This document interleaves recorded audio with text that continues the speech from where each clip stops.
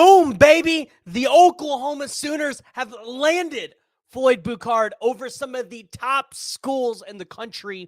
And this is a massive commitment for Oklahoma, not just because of the position he plays and how good he is. It's a massive commitment because, well, Floyd Boucard is just a massive human being and somebody that I think can make an impact for you in his true freshman season. Before we dive into it, though, I want to hear from y'all. So as always, make sure you guys are doing what you do best. Join the discussion. Jump in the comments below. Give me your thoughts. Hey, and if you guys haven't already and you guys love recruiting content, you need to make sure you are subscribed here, hitting that like button, letting me know you want more recruiting content just like this. But Floyd Boucard, this is going to be the topic of the day. We've discussed Floyd Boucard potentially coming to campus, and you all got the announcement. He is a 6'3", 315-pound defensive lineman. I'm going to say that again. 6'3", 315 pounds. So he's bigger than a Jaden Jackson or a David Stone, who were some of your top defensive line prospects in the last class. And when you look at Floyd Boucard, it's not bad weight. It's good weight. It's weight that I think Todd Bates and Schmitty can work with when he comes in. Hopefully he is an early enrollee. We'll have to see if we can get that narrowed down. But 247 in the composite rankings has him as a 3-star. I believe Rivals is the only site that has him at 4-star territory. But when we talk about prospects, I tell you all the time, stars are flashy. Stars is what gets people to click on these videos. However, the offers is what I believe actually matters and gives you any hill of beans, right? When you look at his 47 total offers, I want you to think about that for a second. Oklahoma beat out 46 schools for this kid. When you look at his 47 offers, you look at schools like Alabama, for one, Georgia, Florida State.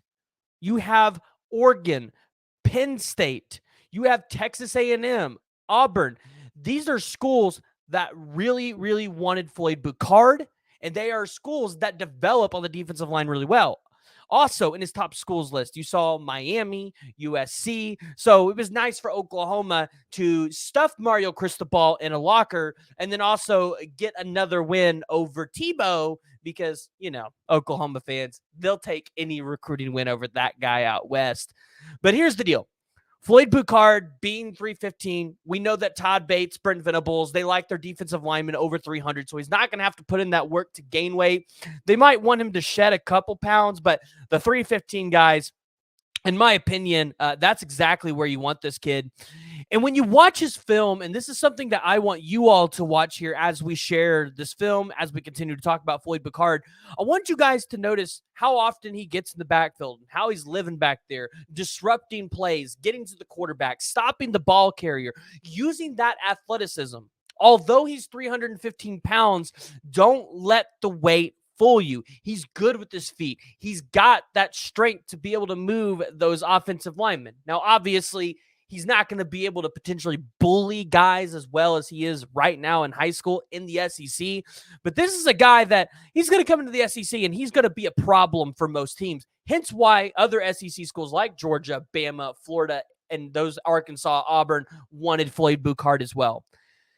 Now, again, looking at the elite schools, for Oklahoma, you get a win over Alabama. Alabama has an elite defensive line. So if Nick Saban wanted this kid, which Nick Saban offered him when he was at Alabama, and then the new staff at Alabama wanted him, you're going to take him. Now, I want to point this out. I want fans to understand what you're getting from a statistical perspective from Floyd Boucard. 85 total tackles last year in his junior varsity season. 62 solos. 27 tackles for loss. He had 11 sacks and no recorded QB hurries. So remember, I always talk about QB hurries as a stat that you need to pay attention to because it tells you how often the quarterback is getting pressure applied to them by that player. And so often last year and in the year before when Brent Venables' first year at Oklahoma, although the sack numbers weren't super high where Oklahoma fans wanted it, if you went back and you watched those games, you saw really good things from the defensive line where they were getting back there getting the quarterback outside of the pocket, making him make those hard throws. You know what? That's all you can ask your defensive line to do if they can't get to him. Flush him out of the pocket, make him make a play, make him make those hard throws, and hopefully your linebackers can just help clean it up. Now, the question is Oklahoma done on the defensive line? Because, and when I say defensive line, I mean interior guys, not defensive ends, because we all know Cade Petchak is still a target for Miguel Chavis, although it sounds like Cade Petchak might be trending to Nebraska. You heard that one right. Nebraska might be trying to come down to Oklahoma and push Brent Venables into a locker. We'll see if BV accepts that, or if BV is going to go out there and try to beat Matt Rule in the Nebraska defense. But no, in all honesty, Matt Rule has a really good defense. He recruits the defensive side of the ball very well. Cade Petchak being at North Dakota, it's not, I don't think it's too far. I don't think North Dakota is too far from Lincoln, Nebraska. But either way, it would be a huge win for Nebraska. Oklahoma still is looking at him. Remember, a guy that we've talked about maybe fills a little bit of the Ethan Downs role. Now, this is Oklahoma's 22nd commit. So this class is really starting to get up there in numbers. You've still got Christian Jones as a target, Andrew Babalola, Michael Fasusi, and then, as I just said, Cade Petchak. If you land 3 of those guys, that puts you at 25 commits, which was on the higher side than most people thought Oklahoma was going to get in this class. Now, on the interior defensive line, I think there's still at least one target Oklahoma could potentially be looking at, and that is going to be Xavier Ukponu. Now, interesting thing about Xavier Ukponu that I want people to understand, just like Floyd Boucard, he is a guy that is wanted by schools all over the country. And this is a guy that Oklahoma was really recruiting at the beginning. It seems like they've kind of backed off a little bit, but they might start to pique that interest again. They might try to get Xavier Ukponu up on campus. We'll have to see. We'll have to follow that one, watch the details. But he's 6'3", 300 pounds. So, again, another guy that could come in and, depending on, if he puts in the work, probably plays for you in year one in some sort of depth rotational role. Right now, though, you look at LSU probably as the primary front runner in this recruitment with Bo Davis. But, man, I'm going to tell you, I think Oklahoma's got a shot here. He took an official visit to Texas A&M, Oregon, USC, Florida. So, again, when you look at his 35 total offers, he's got a lot of really good ones in there. A lot of the ones you look for those defensive linemen. So if you're Oklahoma, there's other options. And obviously, just like we've seen the staff do before, they can go out there, make a late eval. They like to do that, especially when they see guys at senior film.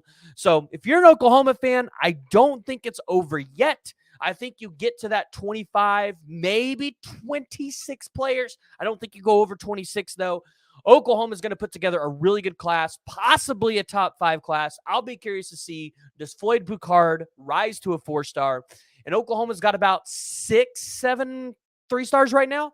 I think there's a chance they end up with 0 3-stars in this class. I think all of them have the potential to elevate to 4-star territory and OU to have a phenomenal blue chip ratio in the 2025 cycle. So, as always, I need to hear from y'all. Make sure you guys are joining the discussion, jumping down in the comments below, letting me know your thoughts on Floyd Boucard, and if you think Oklahoma will pursue another interior defensive lineman. And if you guys have not already, make sure you guys hit that like, hit that subscribe button. Let me know you guys like this kind of content.